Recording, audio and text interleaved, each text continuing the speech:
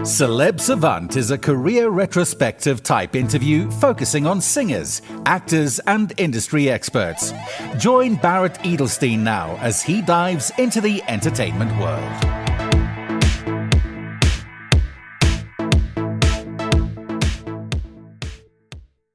Robert dos Santos is an international award-winning film and television commercials director based out of Cape Town and Johannesburg, South Africa. Steeped in the cinematic storytelling of auteur directors such as Martin Scorsese and Christopher Nolan, he specializes in bringing a strong narrative vision and cinematic touch to all of his projects. He has been nominated for 30-plus awards locally and internationally, including in the USA, UK, France, Germany, and Canada, and has won awards in Seattle, Los Angeles, and Croatia. He started directing 3 years ago at the age of 30. Prior to that, Robert worked as an attorney in a corporate and commercial law firm in Johannesburg. At present, Robert has directed a number of television commercials, music videos, and fashion films. Brands he has worked for include Mercedes-Benz, Warner Music Group, Woolworths, and many others. Robert's recent project was directing a new international TV commercial that showcases the launch of a world-first VR dating app called Planet Theta. Fireflare Games, a leading innovator in the gaming industry, is the mastermind of Planet Theta, the world's first ever virtual reality dating app. In celebration of this groundbreaking technological advancement, a major international television commercial has been created and produced in South Africa by Dragonfly Video Productions in the UK. Planet Theta takes dating to a whole new dimension by leveraging the power of virtual reality. With this cutting-edge app, users can now immerse themselves in a lifelike virtual environment where they can meet and interact with potential partners from around the globe. By providing a fully immersive experience, Planet Theta revolutionizes the way people connect and forge meaningful relationships in the digital age. Up next on Celeb Savant, I'll be speaking to Robert dos Santos about his journey in the entertainment and directing world, and specifically his latest Planet Theta project.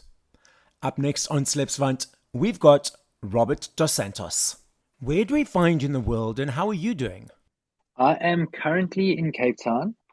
I am, funnily enough, in board shorts because I just came off of a shoot now. We shot nice and early today, and we're shooting some underwater stuff.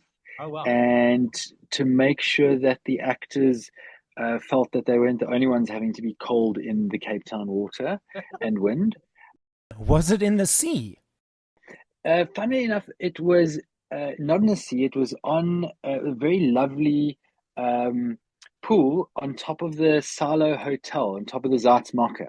Oh, okay. So an incredible location, but the wind is pumping and it's cold. And the thing is they were fully dressed in the water. So the scene was they fall into the water fully clothed, and while standing with the wind blowing against you with cold water, it gets freezing. So I decided to sacrifice myself as well. So I'm not a big shorts person. I'm very tall.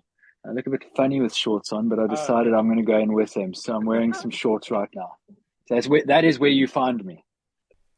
So the last time I was in Cape Town, it was a number of years ago. I was lying on the beach, chilling, relaxing, and we saw a school of dolphins because you could see the fins. They weren't so far out.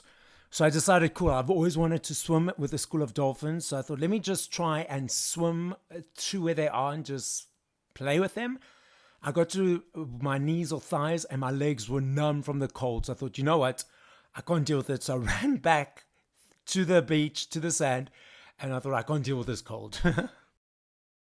Yeah, Cape Town water is a painful mistress. I do it. I'm one of those many people that have been taken by Wim Hof and his lovely accent, and he has convinced me to go sit in the water, and it is utterly painful.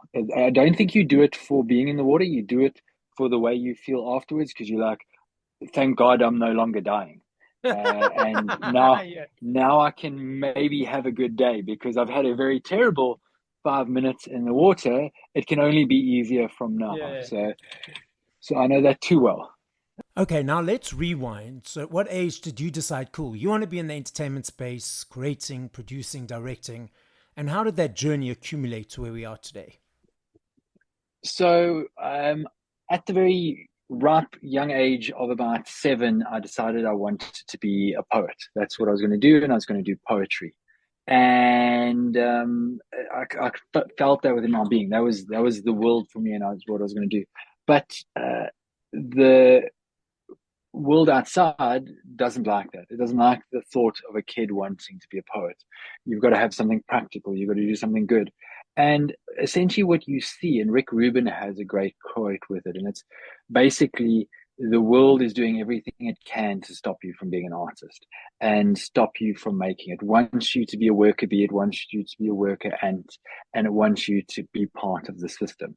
And um, it went from that to, and I realized, okay, cool, poetry is a bit difficult, and you're not going to make money with that. So I thought, okay, well, what's the next thing? Writer. So I got into writing, and I wrote for a very, very long time. And then Wait, I did what a writing lot what? of young people, Writing what? shorts. I wanted to write novels, so Oh, I wrote, yes, and tried that out for a while. But then again, the parents aren't happy about that. The world's not happy about that. And you get pushed along. And I went to an all boy Catholic school where you got to be a doctor, a lawyer, an engineer, an architect, or an accountant. And if you're not one of those, you haven't really succeeded in yeah. life. And it's just this different view of what success is. And I think a very short sighted view of what success Yeah. is, because that's just not success. Being a worker bee for someone else, unless that is what your version of success is, in which case then it's great. But we're literally floating on a rock through space, and we've got no idea what's going on. And to like consider some idea that being a lawyer is great is or better is just, it's the silliest thing I've ever heard of. Yeah. Um, Unfortunately, young and impressionable, I was impacted by the elders around me who said, "No, don't do that. Do this. Do this. Do this." To the point where I actually did law, and it's sad to say, but I have to be honest. And the honest truth is, I allowed the world to impact me and make my decisions for me. So, like a jellyfish in the ocean, I got caught up in the current of the world and got pushed towards something that I was good at and that I did believe in, but that wasn't me. And that's eventually where I found myself, and um, it was an unhappy place, and I realized that that's not a good place for me. And although I think I could have been good at it, I think I would have only ever been good. Wouldn't have been great, and I wouldn't have been happy. And that's when I joined a rock and roll band while studying. Met a really interesting friend who taught me how to play guitar, and I found myself more interested in shooting the music videos and speaking to girls than actually making the music. And I realized, okay, well, there's something interesting here. I'm into something that isn't law and isn't necessarily music. And I followed that for a while, and uh, eventually took the plunge, made the dip, made the dive, and here I am today. What was the first thing that came to be that you worked on, and how did those projects evolve? So I'll distinguish between like the first real project and the first like knock around project. So I think the first little ones were like school projects. Is I would take those, and if there was an option to do something visually, I would do it visually. And I think those were the first clues and the first hints. I would make videos for the school. It's been out of school for so long, I can't even remember what it's called. Assembly. Yeah, Yes. for school assembly, I'd make videos for school assembly, um, and try and incorporate people and get people to act in that and put it up for everybody to watch. And then when I made a video for my band, I was like, this is great. I could see the artistry and the connection between the lyrics and what we were saying and what I was showing visually and how those met together. And that brought me more joy than anything else in life. It was just the happiest I've ever been, is having those two connect. Then professionally is the first thing I ever did professionally. is still, I think, today one of my favorite things I've ever done. I could die tomorrow, and the fact that I've made this is just brings me joy. And someone gave me 4,000 rand and said, "Here's a bunch of suits. Go shoot something." And I took that 4,000 rand and got security guards. I got two security guards to follow us and food for my friends who came and helped me shoot this. And we shot a suit commercial in Joburg CBD. And having the security guards allowed us to go places where you shouldn't be allowed to go.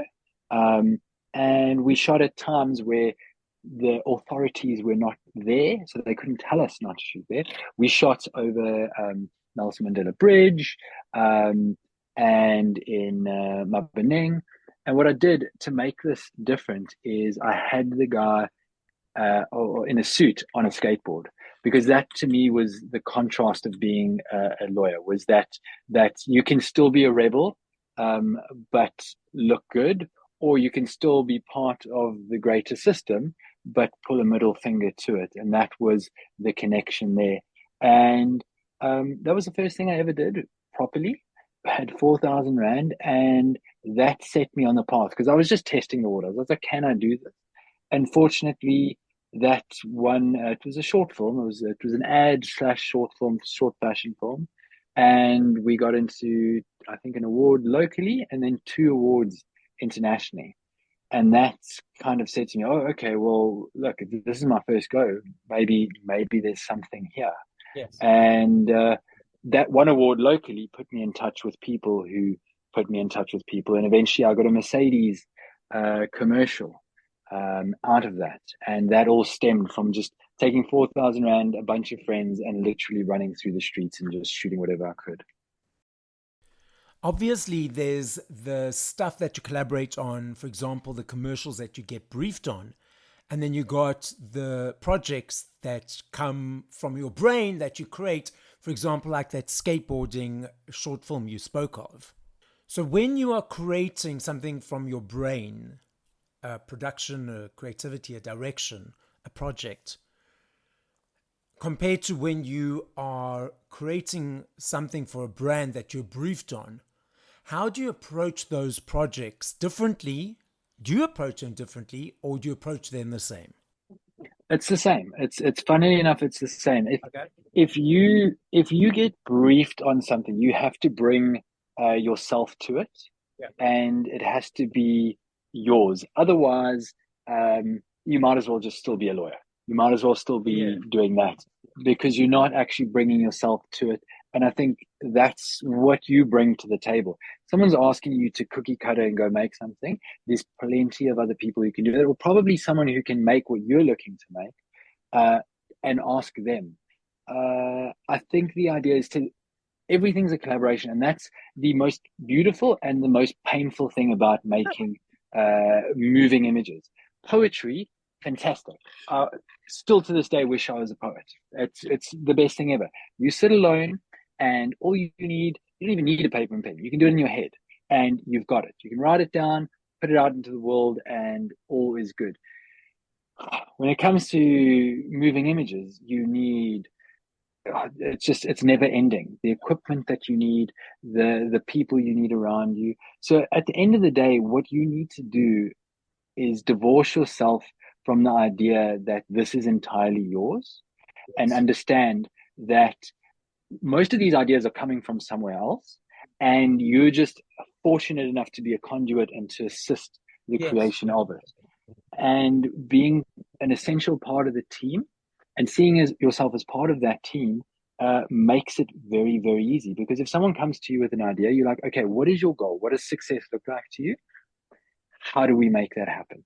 And it's the same thing when you're making something on your own. It's cool, except the idea will originate for you, and you might be the dictator of what the end goal is, but the process is essentially the same. Is what can I bring to this table? And I think the last thing to add on to that is what makes a director, and what makes, I think, a good director or a good creative is your taste. You're purely a tastemaker.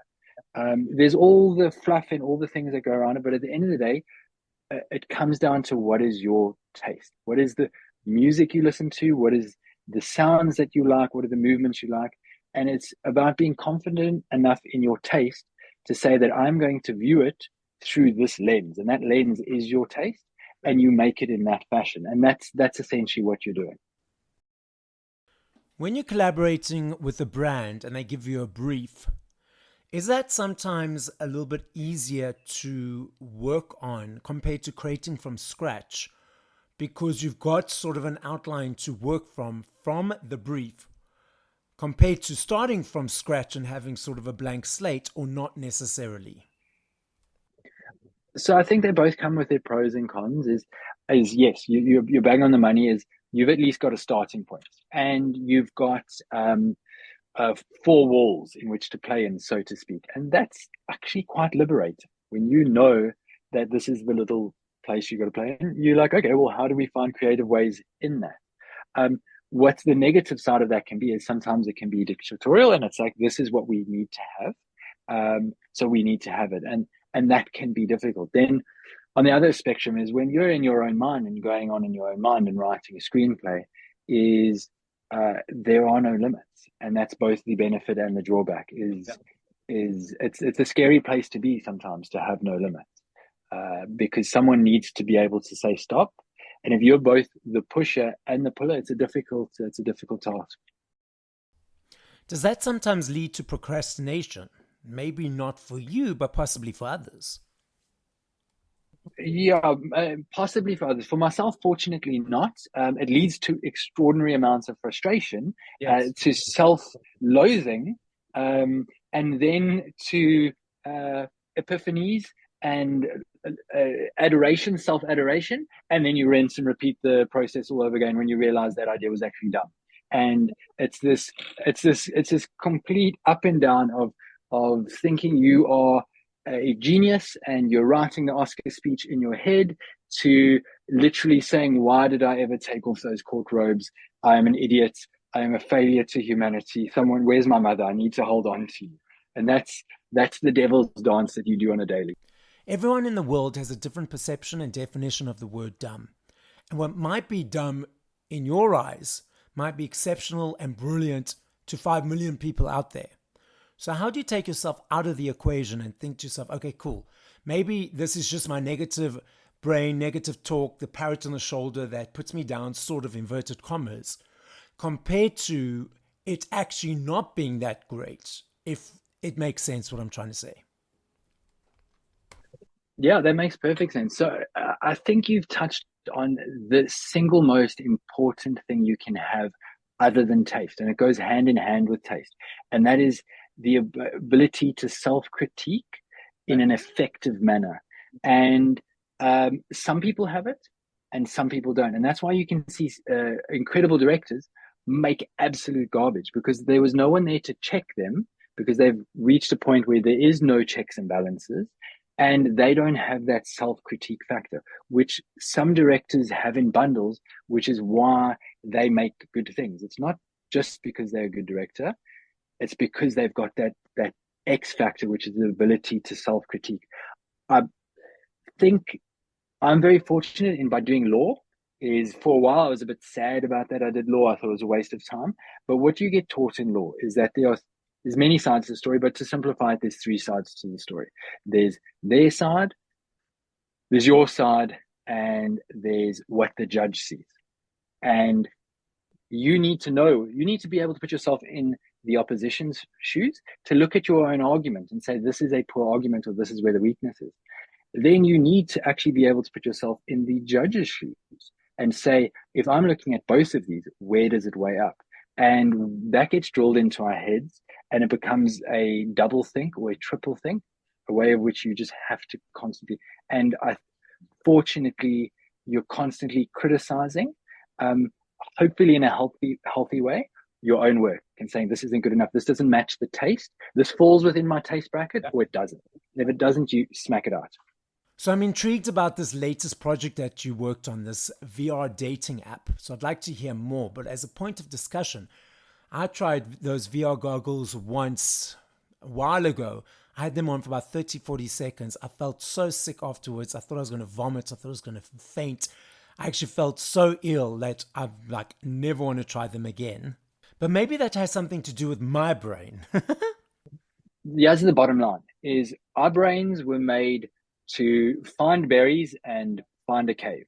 Put the two together, find the shelter in the cave, eat the berries. That's where our brains are meant to be at. And now suddenly you can put on these goggles which tell your brain that I'm in a completely different area. Even though my feet are static, my body is static, I'm moving. And it's we're not built for this. And I think we have to be careful with it. I think we need to consider and just because we humans have a mentality is rather can we do it rather than should we do it, and there's goods and bads with it. The cool of it is we've gone to space and we're chatting over Zoom right now, and we're pretty adventurous little buggers, but the drawback on it is all the terrible things that come with that. So Yeah. it's I think the starting point is we have to be careful. Is um, Human interaction is the most important thing in the world. Having good relationships and steady relationships in person is what we need. We live off of that. So I think that's the starting point. And for me, this app is hopefully an opportunity to open the door for that. Is I have I think 5, 10 years ago, if someone said they met on Tinder, it was you maybe get it. Someone in the room would give a side eye. Whereas now, most weddings I've gone to in the last 3, 4 years have been from people who met on Tinder. So there is good that comes out of it, and real life events and eventualities which come from it. So with that in mind, this is essentially just a extension of Tinder. It's the new way in which to do it. It's you put on goggles and you and your avatar, which is a representation of you, are taken into the metaverse, and you can meet people in real time and go on dates. You can go on speed dates, you can go on long-term dates, or you can actually just go to the bars that are on this world, and you can walk around the bar and talk to people and maybe find the love of your life. And there's some beauty in that. There are people who have anxiety about meeting people in person. Now you can actually do that. There are people that are across the planet and would love to be dating back home or where they happen to be going and would like to meet people. And then there's a safety element to it. You can meet someone instead of going to your corner coffee shop and hoping they look like what they say they look like and hoping they act in an appropriate manner. Now you've transcended that. You can make those first approaches and judge for yourself on that. So it's essentially the new way to meet. And the way the technology is going is Apple bringing out a new product looks incredibly insane. I don't know if you've seen it. It actually looks like they might have cracked this nut, or at the very least taken us to the next step. And things appear to look realistic to an extent, whereas before, and I think that's another reason for the reason we get sick is you can feel it's shaky and it doesn't look real. Whereas the latest updates, it looks real, and you can go off of something like that. So, how did you approach this project compared to projects when you're dealing with real people? I mean, these are avatars, it's in the metaverse, same creativity and same energy. So, was there a difference in approach and results because of the real people versus avatars, so to speak? Yeah, absolutely. I think with this, the aim and the intention was to ground it in reality. This is such an unreality topic that the reason why I pushed for it to be a short film rather than a commercial, so to speak, is first of all that's my strength, and that's what I like to do, and second of all is that's what you need for something like this. Is you're selling that end goal of what we were just chatting about now. Is you're selling the ability to find someone in person, find love, and spend the rest of your life with them. That is the hope and the goal for something like this. And the aim then is to create something which is representative of that and shows the end goal rather than the glitz and the glamour of like all the avatars, but get grounded and show the end goal. And how did you get involved in this project? So I was very, very fortunate to be contacted by a company in London.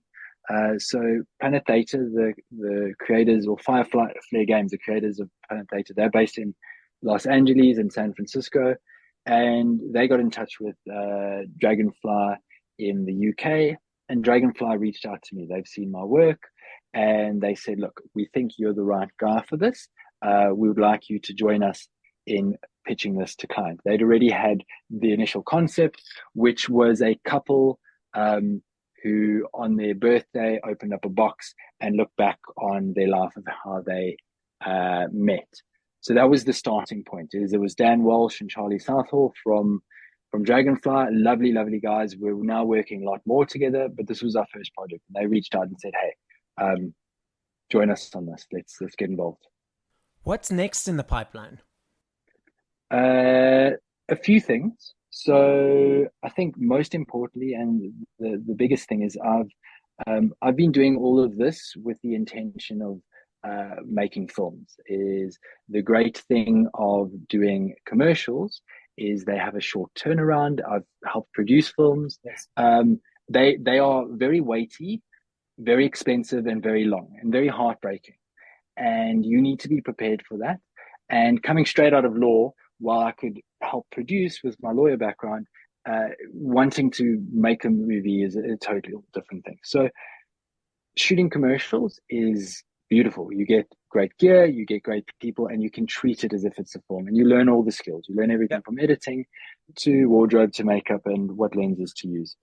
So I came up with a concept while being a lawyer. And the concept was, I sat in the courtroom and I looked around and I thought, what would it be like if this was the first murder trial of an AI robot?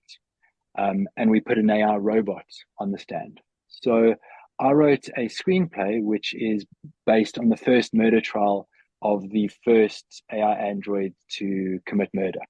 And that AI is taken in, and it's this concurrent story of both the backstory of this android, who is essentially abandoned by his family. They move away, and being a sentient android, you're not just going to turn off, you're going to start wonder the world. And he wonders the world, and he finds out that it's not just him that is doing this. And like cell phones, people like leave their cell phones in their top drawers and they give them to friends and they kind of forget about them. You can't really do that with androids. They've got brains of their own and they wonder. And eventually these androids start wandering around, and we follow his backstory until it results in this murder. And concurrently, we run through this murder trial while he's under interrogation and all of that. That sounds like a fascinating movie. I'm looking forward to seeing that when that comes out. So, Robert, the podcast is listened to throughout the world. So as a final message to the listening audience, what would you like to say?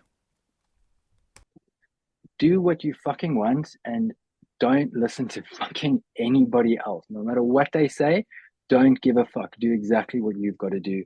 And that's it. Thank you for listening to this episode of Celeb Savant. Please follow Barrett on TikTok, Instagram, YouTube, and Facebook at Celeb Savant. That's CelebSavant.